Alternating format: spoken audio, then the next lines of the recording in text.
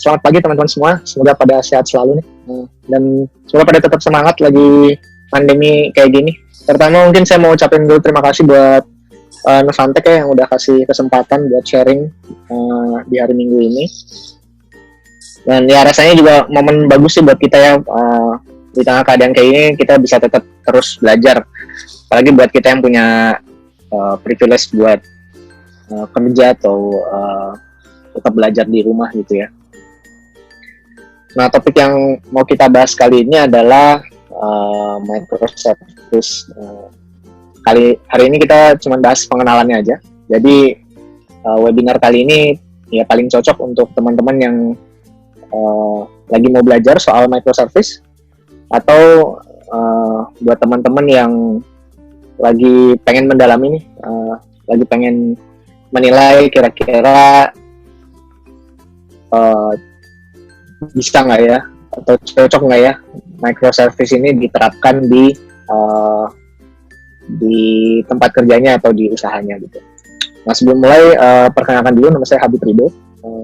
Saat ini saya jadi product engineer di Gojek, produknya di GoPay. Sebelum di Gojek saya sempat di Amarta, jadi software engineer juga. Sebelum di Amarta saya di Novantek. Nah, jadi orang dalam nih. Oke, kita mulai aja. Nah, kita mulai dengan definisi dulu nih. Apa sih sebenarnya microservice itu?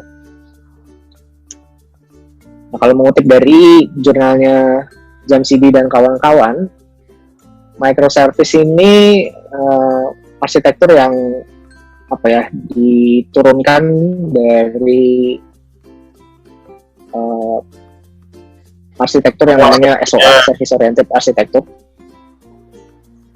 Dia itu menekankan pada self management dan lightweightness, terus dan ditujukan buat meningkatkan software agility, scalability, sama otonominya juga. Nah, sebelum kita hilang nih apa sih biasanya yang dimaksud, nah kita mau highlight nih. Highlightnya adalah pertama, microservice itu harus self-manage ya. Self-manage dan ringan gitu. Nah, self-manage dan ringan itu buat apa sih sebenarnya? Itu supaya kita sebagai tim software gitu atau tim development itu bisa meningkatkan produktivitas kita. Jadi harapannya dengan kita mengimplement microservice, software kita tuh jadi semakin agile, makin gampang kita nambahin fitur, makin gampang kita mengubah sesuatu kalau misalnya emang ada yang perlu diubah. Selain itu juga dengan menerapkan microservice seharusnya software kita tuh lebih gampang di scale kalau misalnya memang diperlukan gitu. Dan yang paling penting juga otonomi. Otonomi ini intinya tim-tim yang ada di dalam software, software engineering team itu harusnya bisa menentukan sendiri apa sih teknologi terbaik buat masalah yang dihadapinya gitu. Nah, sekarang kita mulai dari contoh aplikasi e-wallet sederhana ya.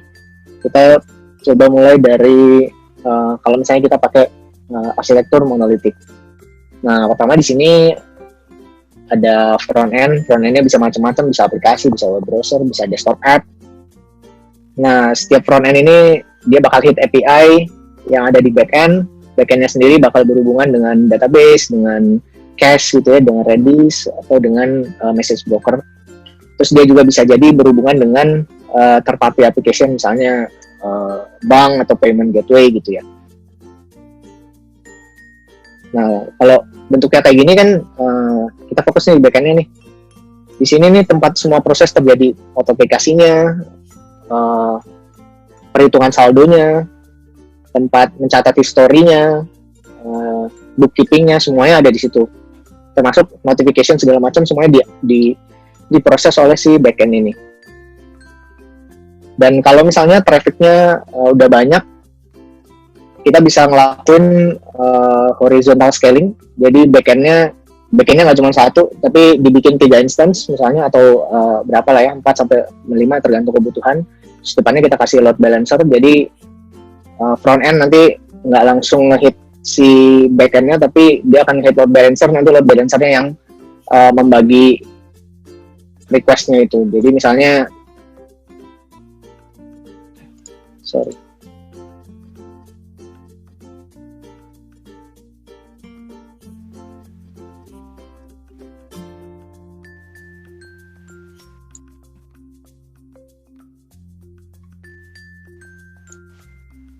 wait bentar ya, hilang.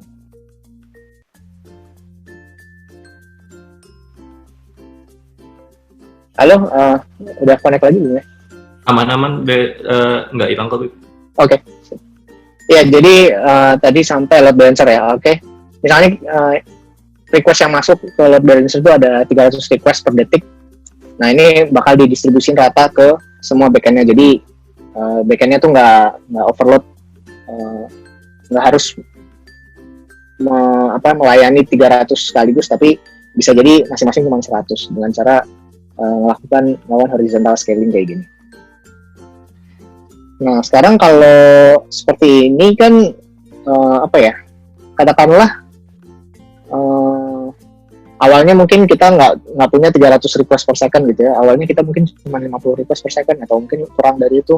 Terus tapi ternyata tim bisnis ngelakuin promosi, terus jadinya transaksi meningkat gitu.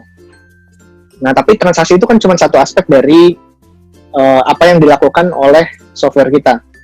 Software kita kan ngelakuin juga autentikasi, ngelakuin juga KYC misalnya. Atau bahkan transaksinya misalnya ada transaksi lain yang nggak cuma transaksi yang dipromosiin. Nah, kalau misalnya bentuknya seperti ini, ketika ada penambahan traffic, kita harus nge-scale semuanya gitu. Satu backend utuh itu kita bikin replikanya gitu. Nah, contoh, jadi kalau misalnya backend kita tuh katakanlah ukurannya 100 MB, itu perlu RAM 4 GB. Kalau misalnya kita mau nambah lagi instance, berarti kita perlu bikin lagi VM dengan spesifikasi yang sama. Padahal mungkin dari segi fitur yang naik itu nggak semuanya, cuman satu aspek doang yang naik. Tapi kita karena software backend-nya itu kita bundle jadi satu, kita harus ngereplika semuanya gitu 100%. Nah, ngomong-ngomong soal fitur juga, kalau misalnya kita bikin penambahan kecil atau bug fix, itu mau nggak mau kita harus build ulang semuanya. Katakanlah di sini kita misalnya ada case error, terus kita mau nambahin, kita log nih errornya. Padahal kita cuma nambahin satu line of code, itu tetap kita harus build ulang semuanya. Kita build ulang, kita deploy gitu. Nah, ini mungkin bisa jadi masalah ketika kita pakai kita pakai bahasa pemrograman yang build time-nya emang lumayan lama, kayak misalnya Java gitu ya. Nge-build semakin gede code base-nya, makin lama banget gitu. Sekarang kita cuma nambahin satu line of code atau perubahan kecil minor gitu, kita tetap harus ngelakuin nge-build itu dari awal, terus kita harus nge-deploy juga. Tambah lagi kalau misalnya tadi kita punya 3 replika, kita harus deploy semua satu-satu, 3-3-nya gitu. Nah, terus dari sisi, ya kita ngomongin code base tadi ya, code base-nya juga semakin lama kan makin besar tuh ya, kalau misalnya kita pakai monolith. Tambah lagi kalau misalnya tim kita juga makin besar, karena tim kita udah sampai 50 atau 100 sampai 200 orang gitu kan. Bayangin 100 orang ngerjain di satu repositori yang sama, itu kan pasti kita perlu nge-manage gimana caranya workflow branching methodnya benar gitu ya. Kita harus mastiin setiap orang tuh ngelakuin apa yang udah kita sepakati bersama.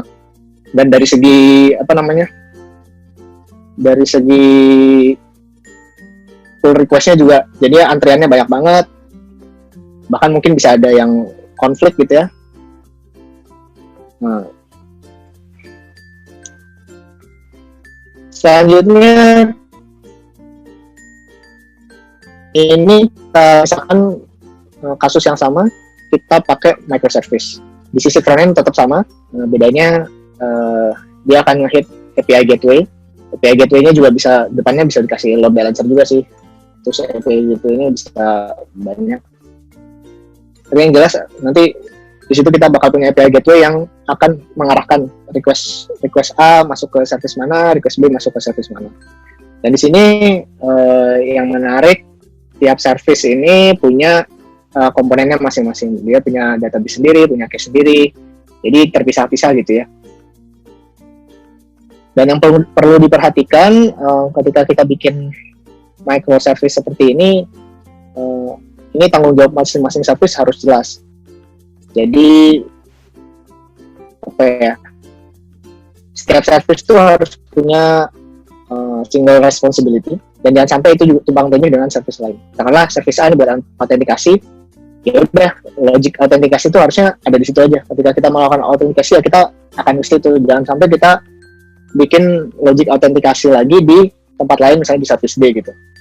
Kalau emang service D perlu melakukan autentikasi, berarti service D perlu manggil service A, kayak gitu.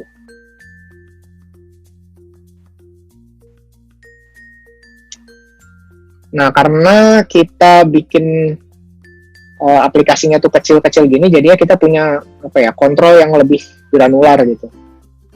Kita balik lagi ke contoh tadi yang promosi.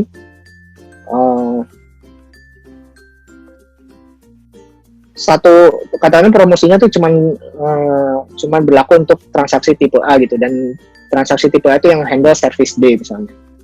Nah, itu kita cukup nge-scale service D aja gitu. Kita nggak perlu nge-scale service-service yang lain yang sebenarnya nggak kena dampak dari penambahan traffic tadi. Nah, jadinya kita punya dari sini kan kalau misalnya dibandingin sama yang tadi, kalau yang tadi kita harus satu aplikasi besar, berarti kita nge-scale semua fitur yang ada di perusahaan kita gitu, di aplikasi kita. Kalau ini kita benar-benar nge-scale apa yang emang kita butuhkan. Jadi dari segi biaya bisa lebih efektif lagi. Jadi emang kita nambah resource itu emang untuk yang diperlukan. Terus tambah lagi, setiap ada perubahan kita nggak perlu build seluruhnya gitu ya. Service C misalnya ada update, ya udah yang di build dan di deploy ya service C aja, yang lain biarin kayak biasa gitu. Dan karena service C ini kecil banget, jadi build dan deploy-nya juga bisa jadi lebih cepat banget gitu. Nah, selain itu ownership-nya juga jadi lebih granular ya. Maksudnya gini, setiap service itu harusnya udah punya ownership masing-masing. Setiap tim punya service masing-masing, dan jadinya mereka lebih fokus.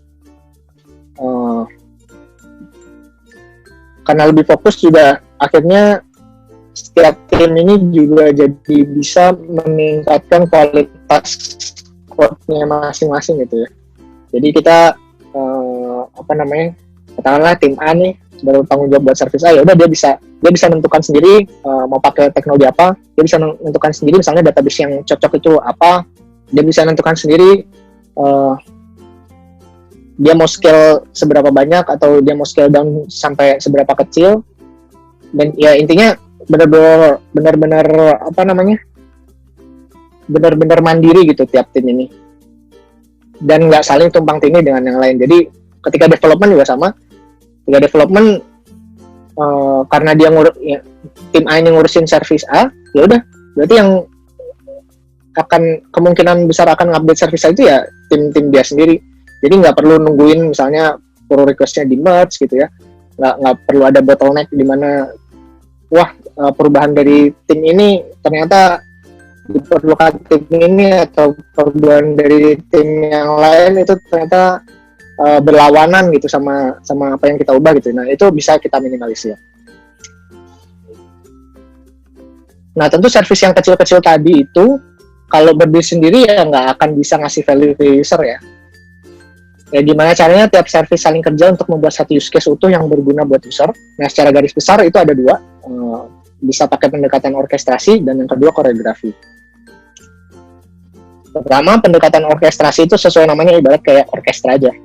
Itu kita punya banyak musisi yang setiap musisinya itu emang udah pintar untuk mainin instrumennya masing-masing. Ada gitaris yang emang pintar main gitar, ada violinis yang emang pintar main biola dan macam-macam.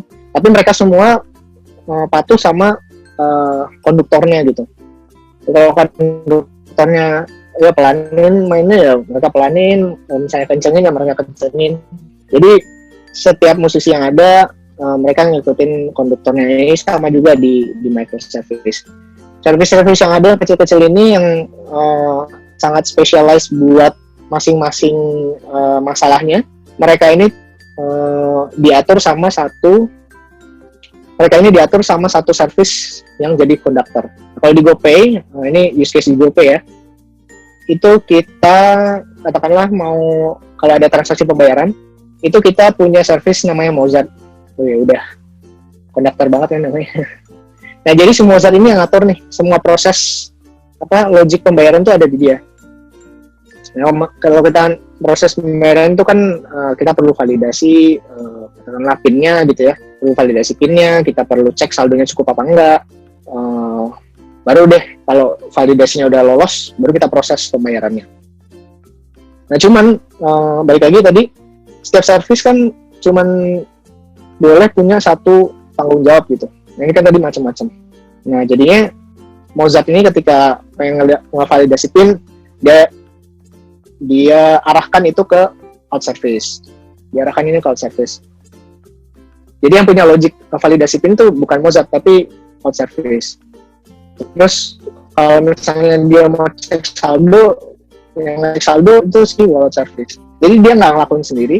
Dia mungkin punya, dia tahu urutannya itu seperti apa, tapi implementasi spesifiknya tetap ada di service masing-masing gitu.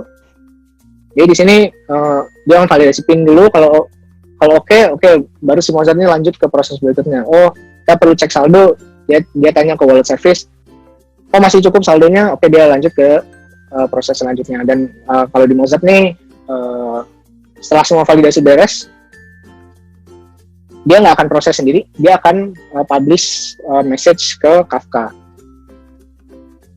Nah, kalau misalnya dari sini, ini sebenarnya mirip dengan di monolitik. Kalau di monolitik juga kan sama ya, kita validasi dulu, terus habis itu kita proses sekuensial gitu ya. Ini juga sama, bedanya kalau di monolitik itu mungkin fungsi-fungsi atau kelas-kelas sendiri. Kalau di microservice, implementasinya ada di service-service terpisah sendiri. Kemudian pendekatan kedua, koreografi. Koreografi ini lebih kayak orang nari kali ya. Jadi nggak ada yang ngarahin, nggak ada satu orang yang mimpin gitu, nggak ada. Tapi masing-masing dancer itu udah tahu ya, kalau misalnya lagunya udah sampai sini tuh gerakannya gini, kalau lagunya kayak gini gerakannya gini gitu. Nah sama di koreografi juga sama. Di sini nggak ada konduktornya, tapi setiap service itu jalan masing-masing. Gimana caranya? Nah, contohnya kita lanjutin tadi contoh pembayaran tadi. Contoh di pembayaran tadi kan terakhir Mozartnya publish message ke Kafka ya. Dari Kafka ini nanti si accounting service dan notification service itu dia akan narik data dari Kafka dan mereka akan proses masing-masing. Jadi mereka ini independen. Pokoknya selama ada data baru masuk ke sini, ya udah saya konsum gitu. Nah, jadinya ketika seperti ini prosesnya jadi bisa paralel, bisa lebih cepat, asinkronus juga. Terus kalau misalnya kita balik lagi tadi ke yang koreografi, bayangin kalau misalnya ini semua dilakukan secara yang tadi yang orkestrasi. Bayangin kalau ini semua dilakukan secara pakai cara orkestrasi gitu ya, itu Mozart bakal manggil banyak banget service, dan ketika kita manggil banyak banget service kan berarti prosesnya juga jadi makin lama, response time-nya juga jadi makin lama. Nah, makanya penggunaan pendekatan ini tuh sebenarnya bukan saling meniadakan. Jadi emang kita pakai dua-duanya. Ada kalanya pendekatan orkestrasi itu lebih masuk akal, ada kalanya koreografi itu lebih cocok. Ya tadi misalnya kalau ada pembayaran masuk kita validasi dulu, itu kan emang harus sequential ya. Jadi kita harus kasih kepastian ke user kalau misalnya emang ada yang nggak valid dari data yang mereka miliki gitu. Ya lucu juga kalau misalnya kita kita bayar gitu ya pakai GoPay, terus habis itu kita udah ngabarin sukses, tapi beberapa menit selanjutnya kita kabarin valid pinmu nggak valid gitu misalnya kan jadi sebel gitu ya usernya. Makanya kalau validasi kita lakukan secara sekuensial.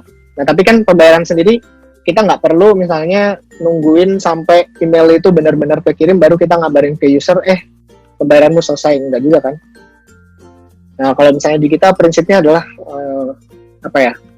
payment itu sekali udah kevalidasi itu terjamin terproses gitu. Nah, makanya tadi Mozart itu ngasih kabar ke user udah selesai pembayaran itu udah sukses itu ketika dia udah publish ke sini, karena ketika dia udah publish ke Kafka di belakangnya itu udah emang ada service-service yang udah siap untuk memproses data yang ada di situ gitu.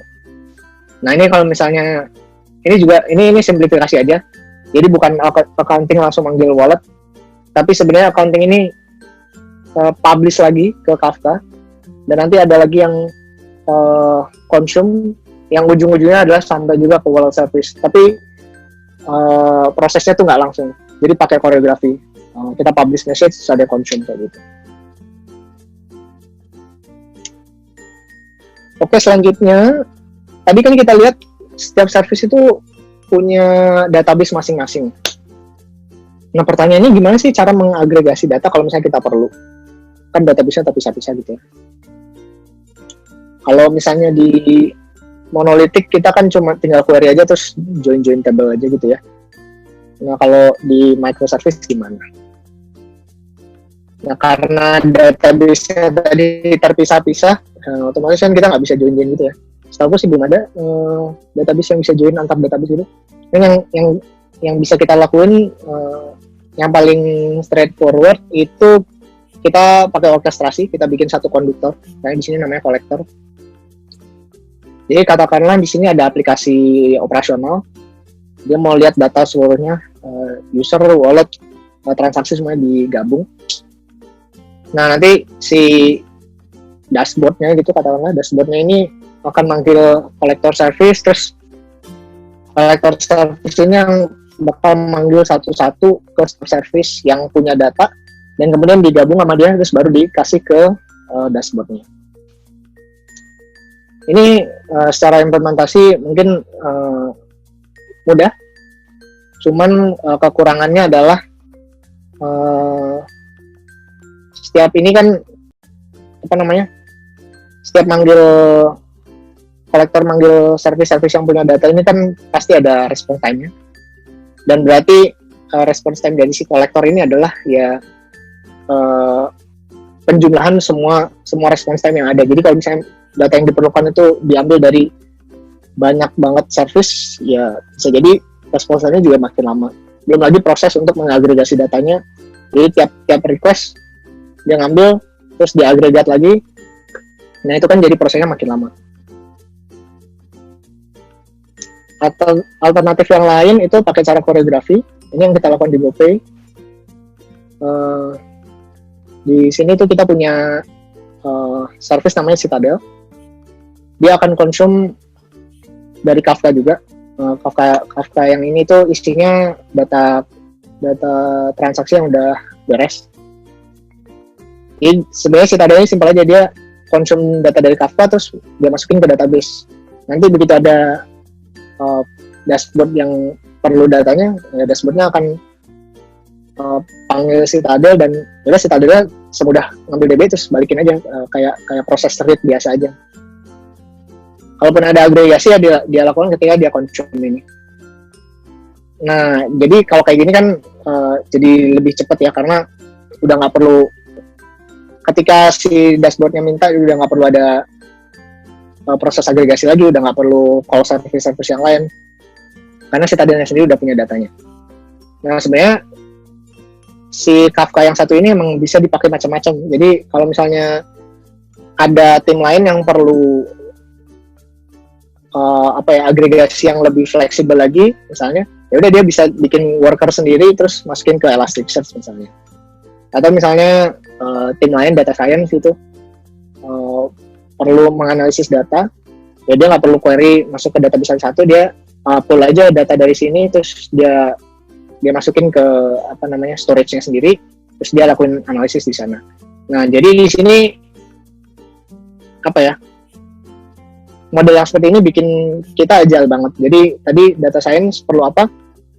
Mereka nggak perlu ngerecokin product engineer gitu ya. Mereka tinggal cari aja data yang mereka butuhin itu ada di Kafka yang mana. Ya udah mereka pull, terus mereka bisa ngelakuin kebutuhan mereka sendiri gitu. Jadi kan agile banget gitu. Nah, dari tadi kita udah ngobrolin soal yang positif nih buat microservice. Nah, sekarang kita bahas apa sih kekurangannya. Pasti kan adalah minusnya, nggak mungkin positif semua. Yang pertama itu udah pasti lebih rumit. Ini mungkin kalau di gambar ini service-nya cuma 4 gitu ya, tapi di real case-nya mungkin bisa banyak banget, bisa puluhan. Nah, karena bisa puluhan, kita perlu punya katalog gitu. Ini service ini tuh yang punya siapa, dia ngelakuin apa, dia tuh di deploy-nya di mana gitu ya, IP-nya berapa gitu misalnya. Sedangkan kalau kita punya monolith kan kita udah cuma satu gitu kan. Walaupun misalnya kita bikin replika juga bisa lebih mudah gitu nge-trace-nya dibandingkan dengan kalau misalnya kita punya service yang puluhan kayak gitu. Nah, udah gitu juga kita kan harus nge-monitor nih semua service yang ada.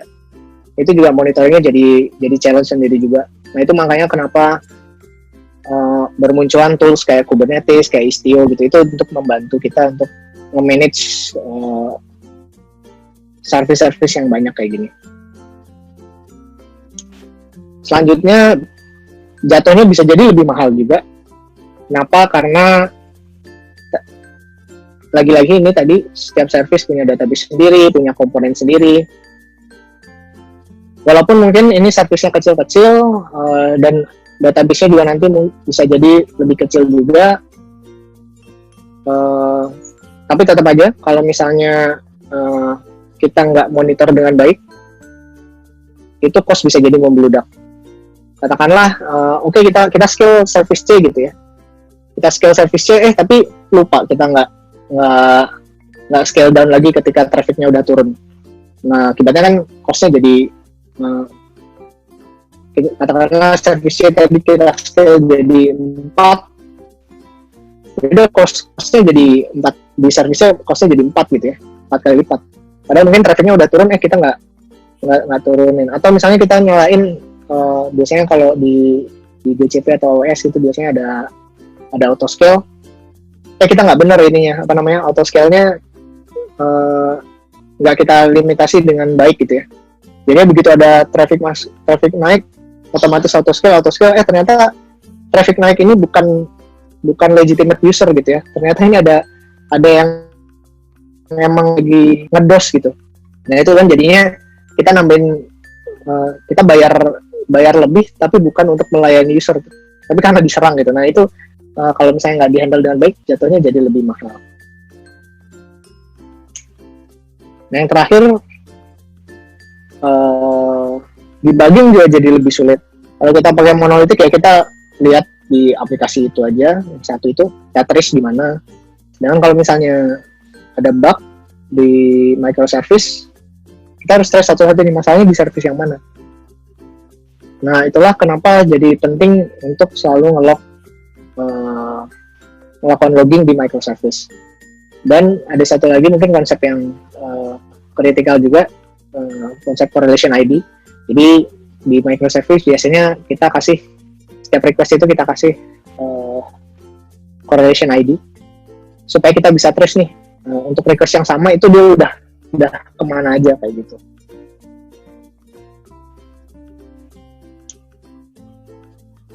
Nah, kita udah di penghujung webinar kita. Kita simpulkan dulu nih apa aja yang udah kita bahas hari ini. Yang pertama, microservice itu bukan cuman gimana caranya pecah software jadi kecil-kecil, tapi yang penting juga adalah gimana yang kecil-kecil ini bisa meningkatkan kecepatan, bisa meningkatkan keluasan, bisa bikin gimana caranya kita gampang nambahin fitur, kita gampang ngubah sesuatu. Terus dia juga harus bisa meningkatkan scalability, jadi makin banyak yang bisa kita serve, dan gampang juga untuk nge-scale-nya. Gimana caranya biar bikin makin gampang nge-scale-nya. Dan yang gak kalah penting juga kebebasan gitu buat tim-tim yang ada untuk menentukan apa sih solusi terbaik dari masalah yang mereka hadapi. Terus kita tadi juga bahas soal gimana sih cara microservice itu saling kerjasama. Ada cara orkestrasi dan koreografi. Keduanya itu nggak saling meniadakan, jadi kita perlu pakai sesuai dengan kondisinya. Kita pakai orkestrasi kalau emang satu proses itu harus sekuensial. Tapi kalau misalnya kita nemu case yang ternyata nggak perlu sekuensial, kita bisa pakai koreografi. Selanjutnya untuk mengagregasi data, kita bisa pakai pendekatan koreografi supaya nggak ada bottleneck. Dan yang terakhir, microservice itu punya kekurangan juga ya, punya resiko sendiri. Dan kita harus mitigasi itu kalau misalnya emang mau menerapkan microservice. Karena kalau nggak, bisa jadi yang dampak positif yang kita dapat nggak seberapa, tapi kita jadi makin repot, jadi malah buntung gitu ya menerapkan microservice, bukannya malah untung gitu. Jadi jangan sampai karena hype doang, karena semua orang kayaknya ngomongin microservice terus kita jadi ikut-ikutan pakai microservice.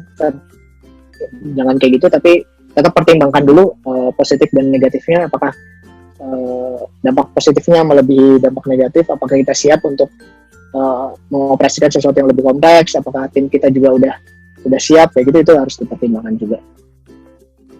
Nah, itu yang bisa saya share hari ini. Ini kita langsung tanya jawab aja, Cek. Iya, boleh. Itu di chat udah ada pertanyaan juga. Oke. Udah dari mana nih? Dari atas ya. Oke, sebentar ya. Waalaikumsalam. Oke, setelahnya nanti. Tuh, dari Doc Octo yang pertama, API Gateway bisa pakai LB juga kah? API Gateway, biasanya sih kita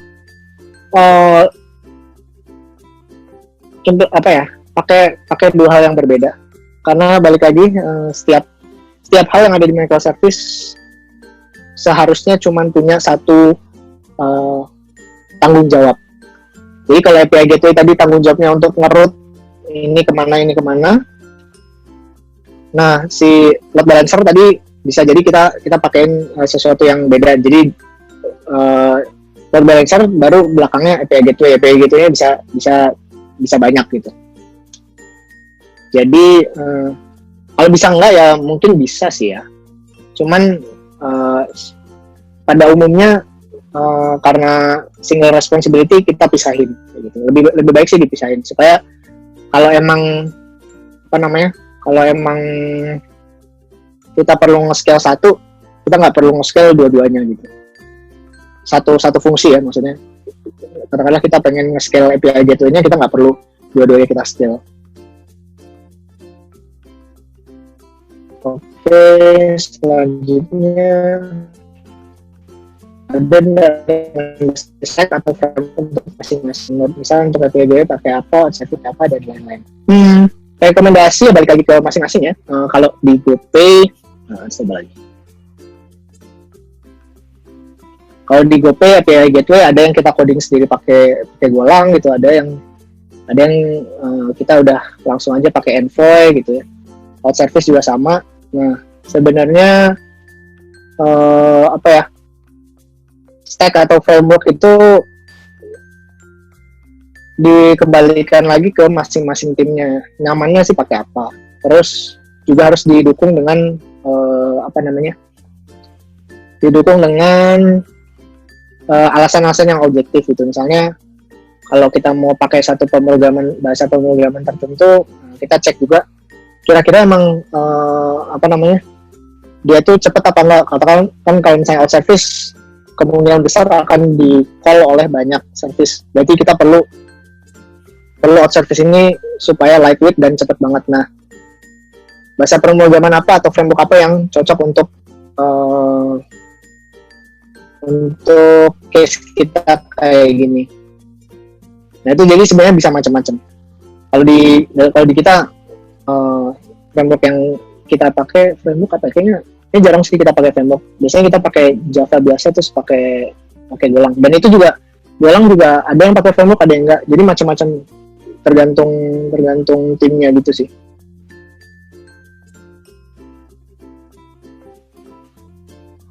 Oke, next, bagaimana kita bisa menampilkan data atau view yang terdiri dari joiner? Oh, yang ini tadi udah disampaikan di data agregasi ya. Kita bisa implement satu service, terus manggil ke service lain, baru si konduktornya ini ngegabungin, atau bisa pakai cara koreografi, yang tadi kayak contoh Citadel tadi. Jadi setiap service itu begitu udah update data, publish ke message broker, terus nanti si Citadelnya ini yang narik datanya terus sama dia diproses, bisa kayak gitu juga. Cuman emang ya nggak tahu ya, sejauh ini saya belum nemu sih database yang bisa join antar database itu, dan mungkin juga performance-nya atau juga tuh kalau misalnya bisa kayak gitu. Cuman mungkin teman-teman ada yang pernah nemu, boleh di share. Sejauh ini sih yang kita pernah lakuin kayak gitu. Bagaimana menghandle transaction scope jika ada proses yang membutuhkan peran beberapa service, commit rollback-nya? Oke. Ya, ini pertanyaan bagus. Ya, biasanya kalau kita monolitik, kita pakai database transaction gitu ya. Kalau udah semua prosesnya berhasil, baru kita commit. Kalau enggak, di rollback biar aman gitu ya. Nah, karena service-service punya database-nya masing-masing, lagi-lagi ini nggak dimungkinkan gitu ya. Kalau misalnya mau memungkinkan kayak gini manual gitu, ternyata nggak ternyata contohnya apa ya, proses payment kayaknya bisa jadi contoh. Ya, proses payment mungkin bisa jadi contoh ya. Kalau misalnya monolitik gitu ya, kita memproses pembayaran, saldo kita update, terus kita record double entry bookkeeping yang debit credit itu, terus kita bikin audit log. Itu kalau di monolitik kan kemungkinan tiga operasi database ini kita bungkus dalam satu database transaction ya. Ketika semuanya udah oke, baru kita commit. Nah, kalau misalnya di microservice, kalau misalnya ada case kayak gitu, itu lebih baik kita pakai koreografi. Jadi istilahnya ya, kalau di monolitik tuh namanya ACID. Jadi integritas datanya itu pokoknya konsisten. Kalau misalnya di microservice yang dikejar adalah base, jadi eventual konsistensi. Yang intinya adalah ujung-ujungnya nanti kita konsisten, tapi pada satu waktu tertentu itu belum tentu konsisten. Nah, balik lagi ke contoh proses pembayaran tadi. Kalau di monolitik tadi kita bungkus pakai transaction, kalau di microservice kita pakai koreografi. Jadi kayak Mozart udah validasi, dia akan publish nih ke message broker. Nah, nanti setiap service yang bertanggung jawab buat mencatat audit, yang bertanggung jawab buat mencatat accounting, bertanggung jawab buat update saldo, itu bakal nge-pull message dari Kafka tadi. Nah, jadi prosesnya terpisah-pisah. Asumsinya adalah begitu kita publish message, semua yang konsum data dari sana bisa melakukan prosesnya dengan baik. Makanya penting sebelum kita publish message, datanya itu udah oke. Kayak gitu.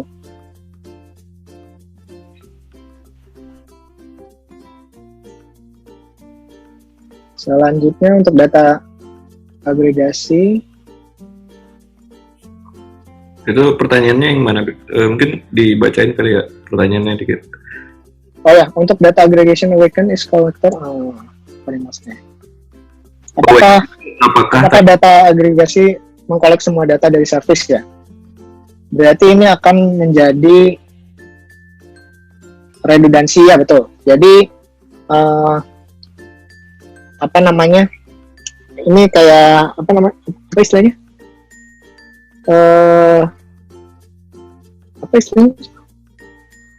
Tarik ulur. Jadi ini emang ya plus minusnya lah ya. Jadi kalau misalnya kita pakai monolitik, data tuh bisa dinormalisasi sebagus mungkin kali ya. Jadi emang satu data itu emang ada di satu table doang gitu. Sedangkan kalau misalnya di microservice, kita emang mungkin punya redundansi seperti ini untuk mempersingkat response time. Jadi kayak tadi, kalau misalnya tapi kalau misalnya contoh kolektornya nggak ini ya. Contoh kolektor kita tadi, kolektornya nggak nyimpan data, jadi dia ambil data terus dia udah kasih ke depannya. Cuman kalau misalnya contoh Citadel tuh emang nyimpen data agregasinya sendiri. Jadi data ini sebenarnya udah ada nih di masing-masing service, tapi dia simpan lagi di database-nya sendiri supaya nanti kalau ada yang baca, dia tinggal baca dari database lebih cepat kayak gitu. Nah ini emang jadi redundant, tapi keuntungannya kita bisa ngedeliver data agregasi ini lebih cepat kayak gitu. Jadi ini aja sih pertimbangan baik buruk aja sih sebenarnya. Kalau emang kita nggak mau redundant, kita harus cari tahu gimana caranya supaya response time-nya itu bisa cepat. Kalau emang nggak ada cara lain, ya udah redundansi bisa jadi salah satu opsi. Cuman yang perlu hati-hati, kita harus tegas di mana source of truth itu berada. Jadi kita nggak bisa kita nggak bisa menganggap kalau data user di Citadel itu adalah yang paling benar. Jadi kalau misalnya ada diskrepensi, ada perbedaan, yang harus kita ambil adalah source-nya di user service. Citadel mungkin ada sesuatu yang bikin datanya jadi rusak kayak gitu. Agregasi ini sama dengan data warehouse ya. Kalau yang saya maksud kayaknya agak beda sih. Cuman kalau yang saya maksud di sini data agregasi lebih ke yang tadi ya, sesuai seperti yang ditanyakan sebelumnya soal join database. Ini kadang kan kita perlu, kadang user sama wallet, kita pengen tahu wallet ini punya user siapa. Itu kalau di monolithic kita tinggal join aja, join table user sama join table wallet. Kalau di microservice kan kita jadi perlu ngagregat data. Nah itu tadi yang saya maksud dengan agregasi. Nah cuman kaitannya dengan data warehouse ini juga ada. Sama ya, kalau misalnya data warehouse kan dia ngumpulin data. Kalau di monolithic mungkin bisa sesimpel database-nya direplika aja, jadi ada slave replikanya si database-nya. Kalau di microservice yang biasanya kita lakuin adalah data engineer tuh biasanya nge-pull data dari Kafka yang kita punya, terus mereka simpan sendiri. Ya simpannya itu bisa macam-macam, bisa di BigQuery atau bisa di database biasa gitu. Itu benar-benar bebas terserah mereka. Cuman sumbernya itu mereka biasanya nggak langsung baca dari database, karena kalau misalnya mereka baca dari database kan bisa mempengaruhi performance datanya juga. Jadi biasanya mereka ngambilnya dari message broker dari Kafka. Oke, selanjutnya bagaimana dan metode apa yang digunakan untuk komunikasi antar service? Sampai setelah dalam masalah security minimum seperti apa yang digunakan? Apakah sama dengan security terhadap end user yang kebanyakan menggunakan OAuth? Oke. Komunikasi antar service. Mungkin security-nya dulu ya. Security-nya itu nggak antar service itu perlu autentikasi. Jadi kita balik dulu aja kali ya ke gambar yang tadi. Nah, ini aja. Nah, di implementasi microservice itu biasanya ini semua service ini itu ada di dalam satu internal network ya. Jadi dia nggak bisa diakses langsung oleh si front end atau siapapun kalau misalnya kita punya sistem lain yang di luar ini. Jadi setiap front end atau klien yang mau connect ke sistem kita, dia akan diautentikasi dulu, bisa di API gateway, bisa di kalau misalnya emang mau ada sendiri bisa di load balancernya. Kayaknya di depan itu kita autentikasi. Begitu autentikasi lolos, itu di dalam itu kita anggap ya udah ini request sudah terautentikasi. Jadi service A mau manggil service B ini nggak ada autentikasi sama sekali. Dia manggil aja kayak biasa gitu. Nah itu yang pertama. Terus yang kedua, komunikasi antar service. Nah biasanya kalau di microservice umumnya pakai REST. Harusnya kalau misalnya pakai protokol lain kayak misalnya SOAP itu harusnya bisa juga sih, cuman belum pernah. Cuman biasanya kalau SOAP itu yang lebih dikorelasiin sama SOA. Dan kalau microservice biasanya pakai REST. Di Gojek biasanya ada yang pakai REST, ada yang pakai protokol namanya gRPC. gRPC ini protokol dari Google, dia pakai HTTP 2. Dia mirip kayak REST tapi bukan, dia tuh RPC ya. Kalau misalnya teman-teman pernah baca tentang RPC, remote procedure call, dia RPC tapi basisnya HTTP 2. Jadi bisa jadi lebih cepat dari REST. Kalau misalnya REST-nya masih pakai HTTP 1, gRPC lebih cepat karena gRPC pakai fitur-fitur di HTTP 2 yang mana dia misalnya udah support long live connection dan sebagainya kayak gitu. Mungkin itu bisa jadi topik sendiri tuh, gRPC. Ya, siap. Jadi pemateri itu. Cuman itu ya tadi kalau komunikasi sebenarnya komunikasinya biasa aja sebenarnya kayak komunikasi antar aplikasi biasa, bisa pakai REST paling sederhana. Kalau di kita banyaknya pakai gRPC supaya lebih cepat aja.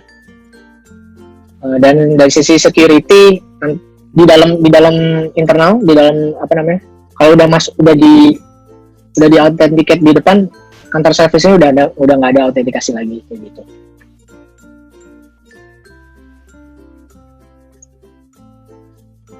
Apakah setiap satu microservice harus menggunakan database tersendiri?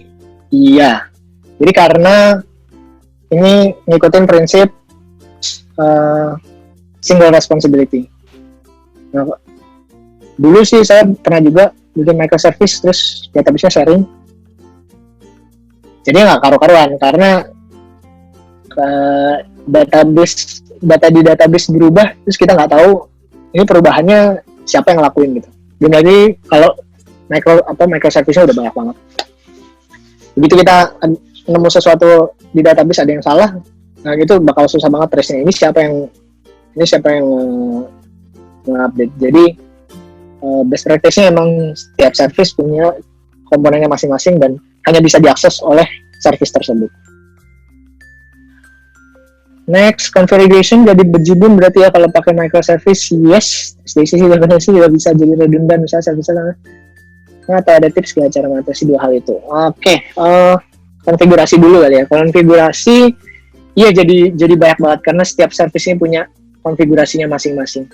uh, solusi yang kita pakai ya kita pakai configuration management. Configuration management itu macam-macam bentuknya. Ada yang pakai Vault, ada yang pakai Vault itu sih kayaknya apa namanya Overclock. Ada juga yang pakai konsul. Kalau kita pakai tools internal namanya Yggdrasil. Jadi emang dioptimize buat dioptimize buat nge-manage config yang banyak banget. Jadi setiap service nih punya config sendiri-sendiri dan itu emang balik lagi sih ke configuration managementnya, bisa nggak sih sharing configuration management. Tapi kalau misalnya sharing balik lagi bisa jadi bisa jadi prone to error karena katakanlah ada configuration timeout gitu ya. Saya pengen nge-configure service D ketika manggil third party itu timeoutnya 2 second. Tapi karena ini sharing service C sama service D, ternyata yang saya update malah service C, jadinya malah nge-break gitu atau malah bikin efek yang nggak diinginkan. Ini makanya semua service ini punya konfigurasi masing-masing dan karena banyak, jadi kita perlu pakai configuration management. Solusinya bisa macam-macam. Oke, next, bagaimana tentang metode ACID? Apakah semua metode bisa semua diakomodir oleh microservice? Nah, ini tadi bagian udah dijawab. ACID-nya sendiri di dalam service itu ya tetap bisa-bisa aja. Jadi katakanlah di service C mau update DB gitu ya, dan ternyata di DB ini dia update beberapa table, terus teman-teman pakai ACID itu pakai transaction, itu bisa-bisa aja. Yang jadi challenge adalah kalau misalnya ACID-nya mau di-achieve di antar database. Nah, itu yang nggak bisa. Ya katakanlah di monolith tadi pakai ACID, tapi begitu begitu dipecah jadi microservice, database-nya jadi terpisah. Nah, itu udah nggak bisa ACID lagi. Itu perlu pakai koreografi.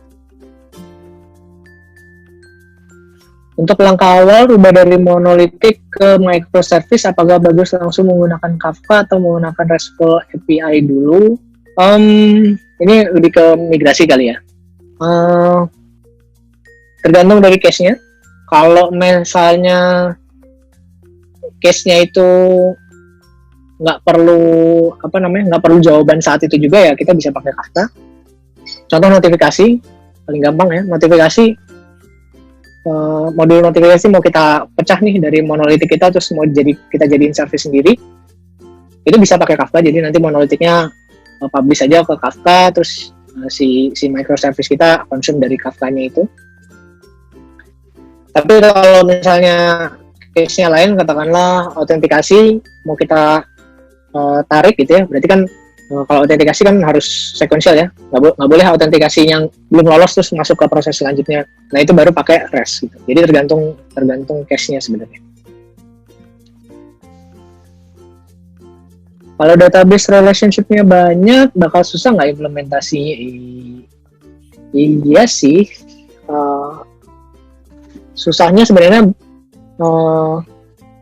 yang paling susah dalam pindah dari monolitik ke microservice adalah migrasi data nanti ya. Udah kalau implementasinya ya udah bikin microservice kan kecil gitu, gampang. Cuman kita kan udah punya aplikasi yang running, udah ada usernya, nah itu harus di migrate gimana caranya supaya nggak nge-break dan downtime-nya minimal. Atau bahkan kalau lebih canggih lagi, kalau nggak ada downtime, nah itu yang sebenarnya jadi sisi yang susahnya itu sebenarnya di situ. Kalau implementasinya sebenarnya harusnya relatif mudah sih. Mengenai Mozart tadi, apakah dilakukan single node? Apakah kalau multiple scalingnya gimana?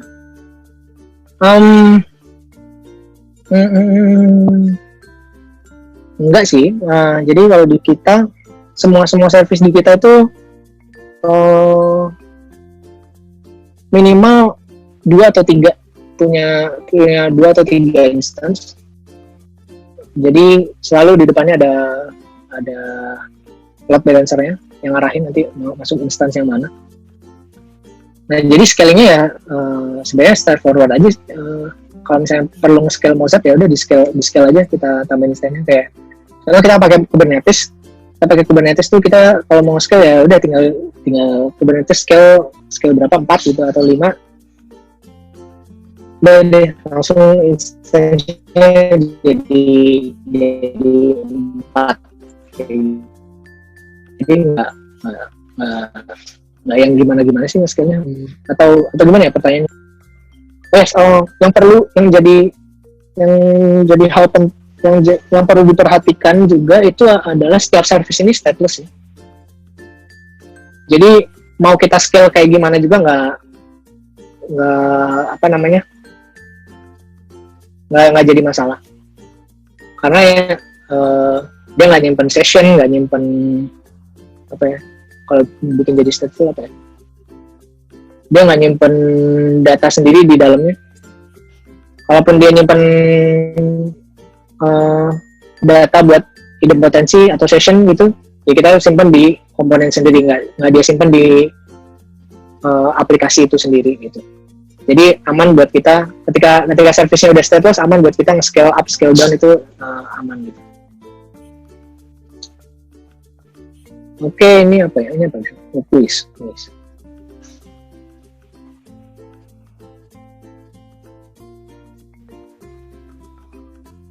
Apakah REST sama gRPC bisa berdampingan? Yang saya tangkap barusan Gojek menggunakan keduanya. Iya betul, bisa berdampingan, dan gRPC itu bisa juga di hit pakai cara REST. Nah, cuman kita kalau nggak salah kita tetap perlu pasang kayak interceptor lah ya untuk menerima request yang modelnya begitu. Tapi emang bisa dipakai secara berdampingan. Tinggal ini aja sih, itu kan sebenarnya kontrak antara dua service. Jadi katakanlah misalnya service B dia cuman nge-expose REST API, berarti nanti siapapun yang manggil service B, yang perlu manggil service B, dia manggilnya harus secara REST gitu.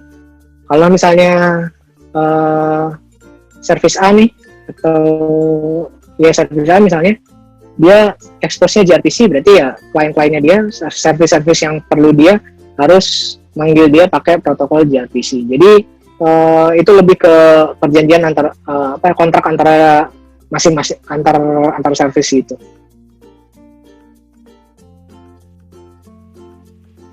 Contoh sederhana macam monolitik ke service di microservice. Mungkin kasih kayak mungkin kasih contoh kasus gitu kali ya. Mungkin misalnya aplikasi email lah gitu.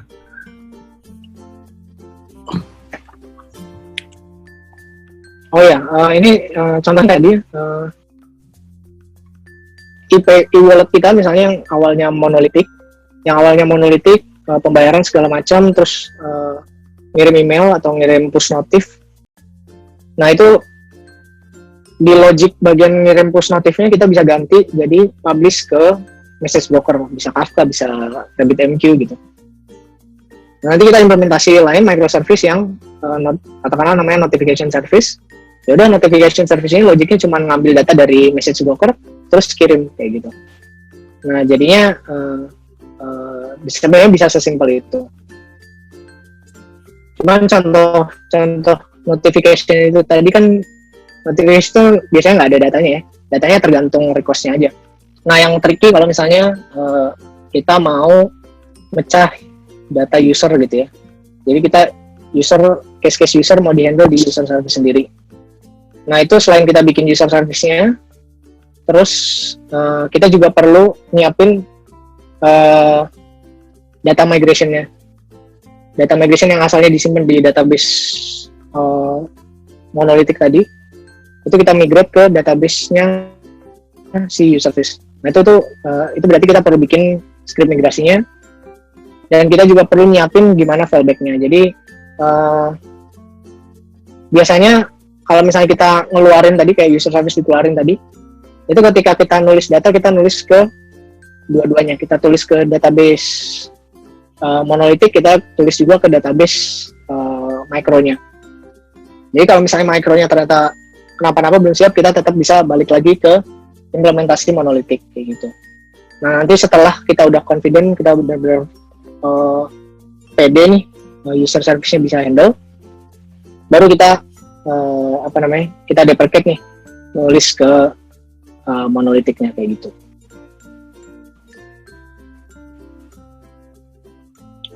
Bagi voucher, kalau database, kalau boleh tahu apa aja yang digunakan ya? Database kita pakai Postgre buat yang relationalnya. Terus kalau caching pakai caching, atau buat identity pakai Redis. Terus sama kalau misalnya data-data yang data-data yang sifatnya nggak terlalu kritikal, kita biasanya ada juga yang pakai Mongo. Citadel itu kalau nggak salah pakai Mongo. Selanjutnya, misal saya punya aplikasi manage dan create tagihan, sudah memisahkan front end dan back end. Jika ada aplikasi lain yang ingin konsum metode create tagihan dan reporting dari aplikasi saya, apakah saya wajib menambahkan API service baru atau diarahkan saja menggunakan metode existing yang ada di backend? Bisa diarahkan ke yang ada di backend sih, selama emang case-nya sama. Jadi kalau misalnya emang dari segi logic, dari segi proses data itu semuanya sama ya, kenapa enggak kita pakai yang sama. Tapi kalau misalnya itu beda, atau bahkan secara bisnis ini nanti berkembangnya cabangnya bakal beda, ya bisa kita siapkan untuk jadi service sendiri gitu. Cuman yang perlu hati-hati itu tadi sih, jangan sampai setiap case itu bikin service baru. Kita bisa mulai dengan kita pakai yang ada. Begitu kita lihat ini kayaknya bisa kita pisah, baru kita pisah. Jadi ya sesuai kebutuhan aja. Ketika emang perlu pisah, ya udah bisa. Kalau misalnya masih oke nih, kita pakai metode atau service yang sama, ya kita pakai yang sama aja, biar nggak mengulang biar kita pakai konsep dry ya, don't repeat yourself gitu. Oke, ini udah sampai scroll paling bawah. Ada lagi teman-teman yang mau bertanya, atau tadi penjelasan saya ada yang kurang jelas? Boleh di ini. Bib, mau nanya dong, Bib. Ya. Mungkin kalau misalnya teman-teman ada yang mau nanya, itu bisa itu juga ya, bisa di-unmute juga sendiri. Nah, yang mau ditanya nih, kalau koreografi berarti itu kayak misalnya dari satu service itu dia sudah selesai dengan prosesnya, maksudnya dia yang ngasih tahu, dia kayak komunikasi sama service lain gitu ya? Iya,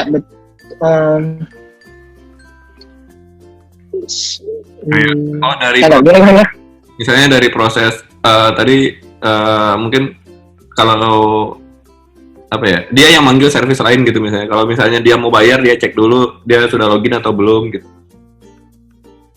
Berarti dia ngelakuin sendiri tanpa ada yang koordinasi gitu sih intinya. Kalau koreografi. Dan yang enable koreografi ini sebenarnya message broker. Ini kalau di sini contohnya Kafka, message broker macam-macam ya. Bisa pakai yang lain juga. Cuman intinya begitu ada data baru masuk, saya proses kayak gitu. Nah, dan ini kan accounting service sama notification service terpisah ya. Jadi dia nggak nunggu notification service sudah beres apa belum, nggak. Dia pokoknya pedulinya data di message broker ada yang baru, ya udah itu dikonsum dan diproses sama dia. Nah, kalau misalnya kalau misalnya kita nggak pakai koreografi ya, tadi kan berarti Mozart habis ngautentikasi, cek saldo udah oke, dia akan panggil accounting, bikin catatan accountingnya, terus habis itu dia panggil lagi notification. Nah, ini kan jadinya banyak nih ya, banyak call gitu. Nah, sedangkan kalau misalnya pakai koreografi, ya udah Mozart nih di sini tanggung jawabnya udah sampai publish message ke broker aja. begitu publish message broker udah selesai, dia kabarin user udah oke, gitu. Karena dia tahu, bukan dia tahu ya, karena perjanjiannya adalah begitu ada message masuk sini, ya di belakang ini yang service-service yang listen ke message broker ini akan ngeproses dengan sendirinya tanpa harus dikasih tahu Mozart kayak gitu.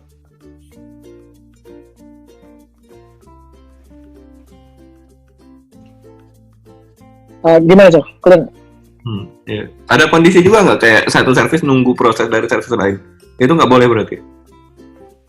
Enggak sih biasanya. Kalau koreografi ya udah ini sendiri-sendiri masing-masing service-nya aja yang melakukan. Nggak salah itu. Kalau emang ada perlu saling ada dependensi ada dependensi gitu ya. Proses ini depend ke proses sebelumnya. Nah itu baru kita pakai orkestrasi gitu. Kalau misalnya nggak ada dependensi kayak ini kan ngirim notif kan nggak ada dependensi. Sebenarnya nggak ada dependensi. Apakah accounting ini udah beres dicatat apa belum? Ya udah kita bisa lakukan paralel, kita bisa koreograf aja kayak gitu. Oke. Sip. Itu ada pertanyaan? Iya, sorry. Melihat dari arsitektur microservice, tandanya untuk infrastruktur berbasis bare metal atau DC sendiri kurang cocok untuk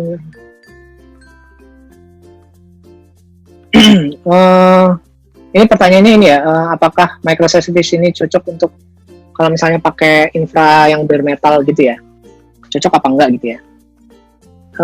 Cocok-cocok aja sih sebenarnya, karena toh ya, kalau misalnya kita pakai yang cloud juga belakangnya kan bare metal juga.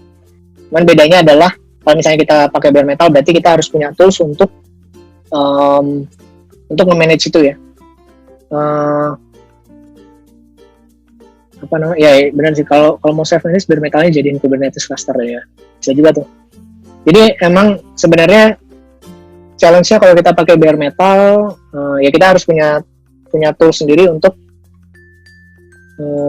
nge-manage bare metalnya itu tadi. Katakanlah kita punya satu DC-nya ini mau dibagi jadi beberapa VM dan itu bisa dinamis, berarti kan kita perlu tools untuk itu. Mungkin kayaknya ada sih, harusnya udah ada sih tools kayak gitu. Cuman kita perlu manage sendiri. Sedangkan kalau misalnya kita pakai cloud, enaknya adalah kita udah punya abstraksi. Jadi kita udah nggak perlu kobok-kobok sampai bawah banget. Kita udah punya abstraksi kayak misalnya tadi kita pakai Kubernetes, kita tinggal Kubernetes scale berapa, itu udah nge-scale sendiri. Jadi kalau bisa aja cloud atau bare metal. Cuman kalau misalnya emang pakai bare metal tantangannya jadi lebih banyak karena ya jadinya kan kalau bare metal kita jadi nge-manage infranya sendiri. Nah, kalau misalnya kita pakai cloud, kita bayarin Google atau AWS untuk nge-manage cloud kita kayak gitu. Misalnya pada saat 3 service jalan bersamaan, salah satu dari service sedang down atau error, apa proses pada service yang sedang down nyangkut dan bila saat service-nya up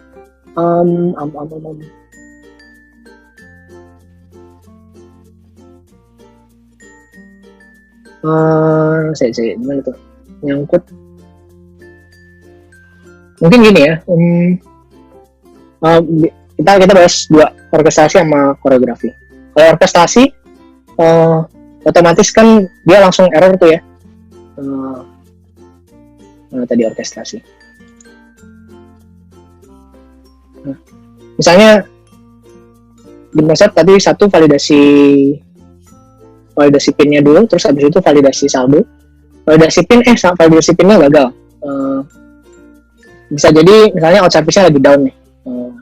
Bad deployment misalnya. Nah udah ini si Mozart nggak akan melanjutin ke proses selanjutnya, dia akan langsung return ke user ada gangguan sistem kayak gitu. Itu pertama. Jadi itu nggak tahu itu masuk yang dimaksud nyangkut apa enggak. Cuman kalau misalnya di orkestrasi kayak gitu, begitu ada error kita balikin error. Nah yang agak beda adalah kalau misalnya di koreografi atau karena notification service ini bermasalah, ada gangguan gitu ya. Content service nggak akan ke pengaruh karena proses dia nggak ada hubungannya sama sekali sama notification service.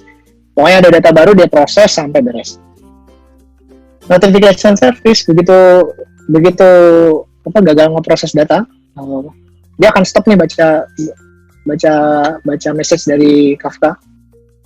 Kita benerin dulu, ketika kita udah oke, baru deh dia akan lanjutin lagi. Jadi ibaratnya nyangkutnya ya karena karena emang nggak ada yang proses gitu. Jadi misalnya ini ada 5 message, di message ketiga kebetulan servisnya bermasalah, yaudah prosesnya akan untuk si notification service ini, biasanya kalau di Kafka ada namanya consumer group.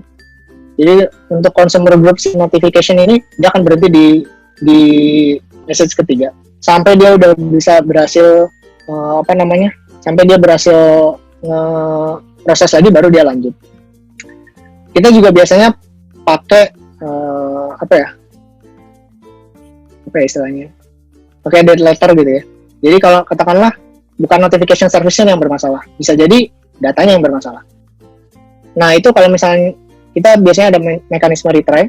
Jadi kita konsum message ke nomor 3 gagal, terus habis itu kita coba lagi beberapa detik kemudian gagal lagi, sampai beberapa gagal lagi.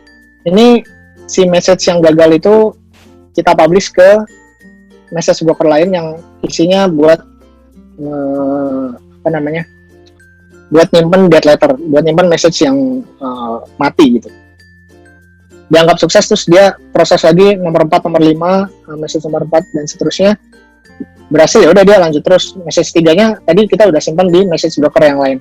Nanti biasanya kita ada monitoring, ternyata ada dead letter.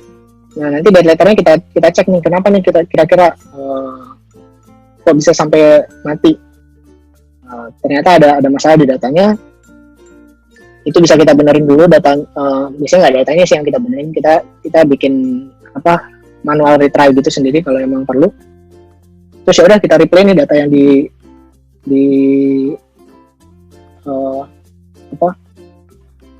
Kafka yang mati tadi. Kita retry, terus ya udah akhirnya prosesnya berhasil. Jadi eventual pada akhirnya semuanya konsisten gitu.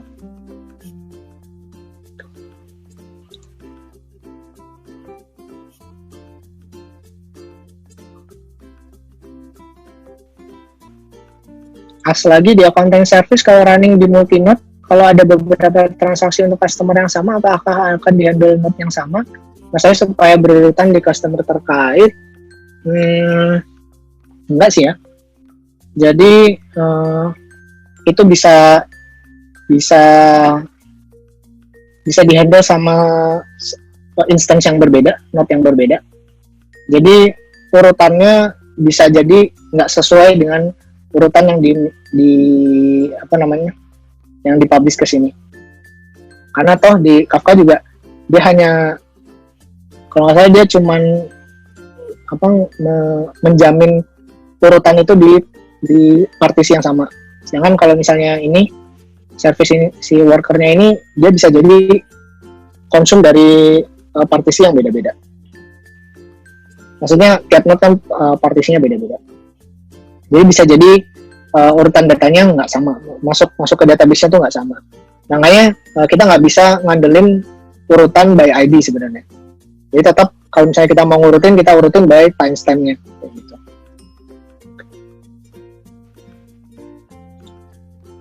Cara kerja Kafka itu mirip sama MKP, RabbitMQ. Ada miripnya. Miripnya yang satu aspek yang mirip adalah dia message broker. Jadi bisa buat antrian. Yang agak beda misalnya RabbitMQ itu kalau nggak salah begitu dikonsum datanya udah hilang. Sedangkan kalau Kafka itu persisten ya, ada terus, dan dia bisa punya message consumer group. Jadi ini content service sama notification content service sama notification service ini punya consumer group yang beda. Jadi nanti dia konsumnya tuh masing-masing gitu ya. Jadi misalnya bisa jadi notification service itu udah konsum sampai message keempat, accounting service itu baru konsum sampai message kedua. Jadi dia konsumnya itu sendiri-sendiri. per consumer group. Sedangkan kalau di RabbitMQ kurang tahu sih saya bisa apa enggak ya. Di kita juga pakai RabbitMQ, cuman biasanya RabbitMQ itu dipakai kalau buat antrian di service itu sendiri. Misalnya buat apa ya contoh ya? Buat withdrawal gitu ya, karena dia berhubungan sama bank. Kita manggil banknya itu nggak langsung sinkronus, kita publish dulu ke RabbitMQ, nanti ada worker yang konsum dari sana, terus dia baru dia panggil API banknya kayak gitu. Nah itu karena masih dalam satu service yang sama, jadi pakai RabbitMQ. Sedangkan kalau Kafka biasanya dipakai untuk kayak semacam ESB gitu ya. Jadi kita publish aja event, saldo udah terupdate. Nah nanti siapapun yang perlu event update saldo itu bisa ngambil dari sana kayak gitu. Miripnya ada di message brokernya sama, cuman Kafka punya fitur-fitur lain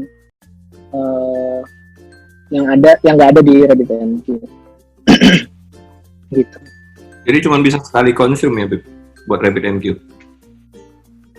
Iya, setahu gue gitu sih. Perlu cek lagi sih, apakah dia bisa kayak Kafka gitu ya, punya consumer group apa enggak. Terus setahu gue begitu udah dikonsum, ya udah hilang gitu. Oke. Sip.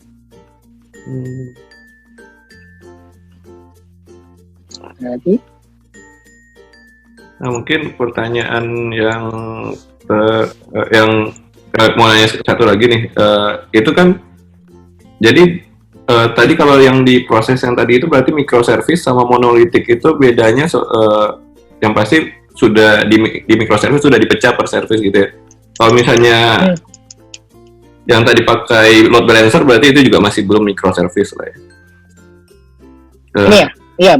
Ini juga masih belum, karena kan semua semua prosesnya masih ada di dalam satu service aplikasi yang sama gitu.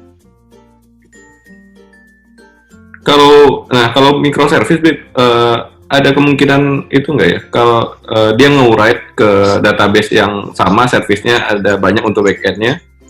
Tadi bisa direplikasi gitu ya?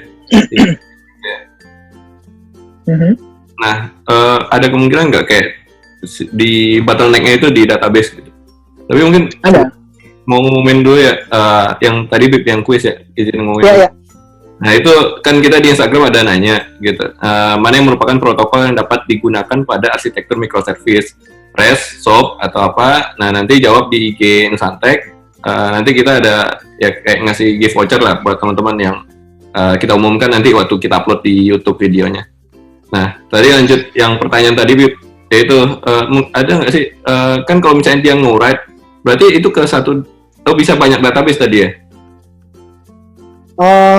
Database-nya tetap satu. Mana ini ya maksudnya ya? Sorry. Ini ya. Service-nya banyak tapi database-nya satu gitu. Iya. Ya jadi benar banget bisa jadi bottleneck-nya justru di database karena database-nya kan tetap cuma satu. Sedangkan service-nya ada banyak. Solusi yang bisa dipakai kalau misalnya kita nemu ada bottleneck di sisi database adalah kita ngelakuin yang namanya sharding. Sharding itu horizontal. Sharding itu kita potong tuh database-nya.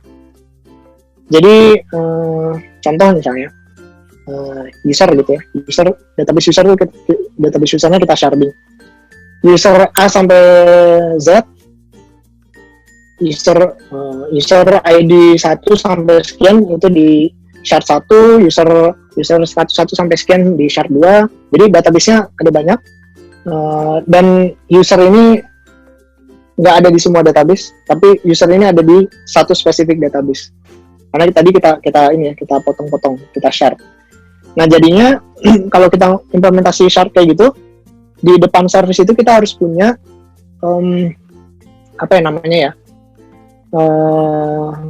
kayak interceptor gitu. Jadi kita harus baca dulu ini proses ini involve user yang mana. Nah, nanti sama si interceptor itu dia arahkan ke shard yang betul gitu. Jadi misalnya, oh ini user ID-nya 5. User ID 5 tuh di record kita ada di shard pertama. Jadi itu sama dia diarahin ke service shard 1. Oh, user yang ini di catatan kita ada di shard 10. Request-nya diarahin ke service 10 kayak gitu.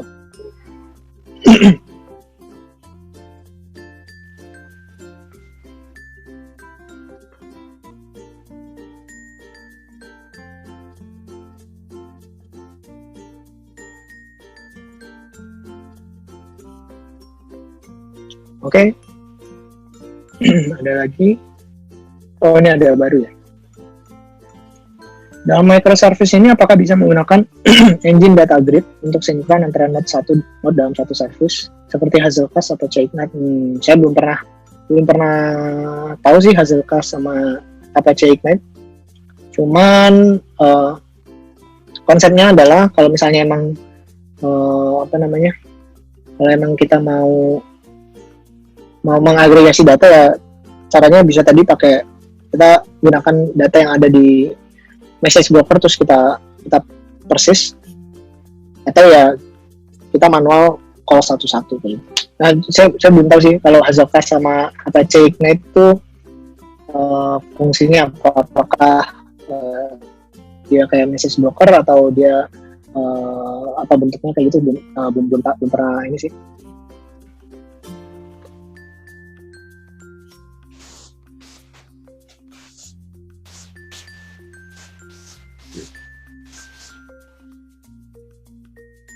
Udah nggak ada pertanyaan lagi berarti ya?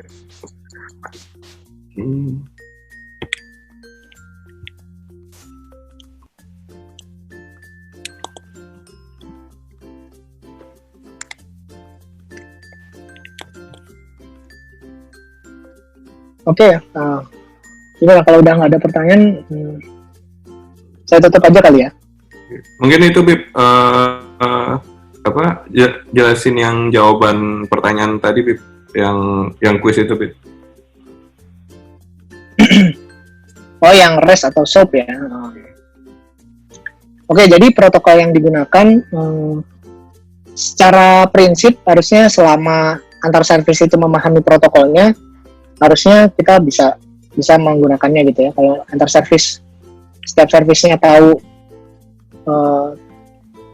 mengimplement REST ya bisa pakai REST. Kalau misalnya dia mengimplement SOAP, harusnya juga bisa pakai SOAP. Cuman secara personal sih saya belum pernah coba sih pakai SOAP. Nah, jadi nggak tahu gitu tantangannya apa atau misalnya plus minusnya apa. Jadi prinsipnya adalah selama antar service paham protokolnya, ya kenapa enggak kayak gitu. Yang gRPC itu pernah dengar katanya PHP nggak bisa ya? PHP belum ada yang implement kali ya? Ya sih kayaknya belum ada ya. Kayaknya JS ada gitu. JS, Java, Golang ada. Ya ini protokol yang bisa dibilang lumayan baru sih. Oke. Ini tuh ada pertanyaan, mungkin jawab pertanyaan terakhir tuh Bib. Habis ini kita tutup ya. Oke. Apakah Redis sendiri di-sharing di multinode dalam satu service?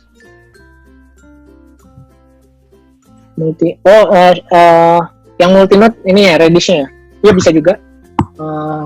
Kita biasanya ada Redis cluster. Jadi Redisnya nggak cuma satu. Kalau simpelnya kan Redisnya cuma satu ya, service-nya store di satu Redis. Nah, kita juga bisa pakai Redis cluster. Redis cluster ini nanti dia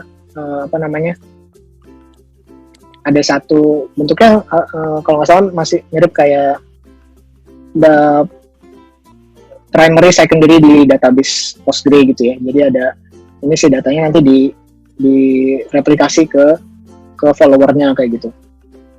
Jadi bisa juga kita pakai multinode di Redis-nya. Yang penting implementasinya sesuai dengan teknologinya. Jadi kalau di Redis biasanya pakai cluster gitu. Oke, gitu ya kali ya. yang bisa saya share hari ini. Semoga bisa jadi manfaat nih apa yang saya share, dan bisa juga bisa ngebantu misalnya ada yang pengen implementasi microservice jadi lebih kebayang. Ya, kalau dari saya sih lebih ke hati-hati sebelum implementasi microservice, karena emang keuntungannya banyak, tapi perlu diperhatikan juga bahwa ini sistemnya bisa jadi kompleks dan kita harus siap untuk handle kompleksitas itu. Kalau nggak siap, lebih baik jangan dulu. Kalau emang udah siap ya lanjutkan. Oke, terima kasih. Terima kasih Nesantek, Niko, atas kesempatannya.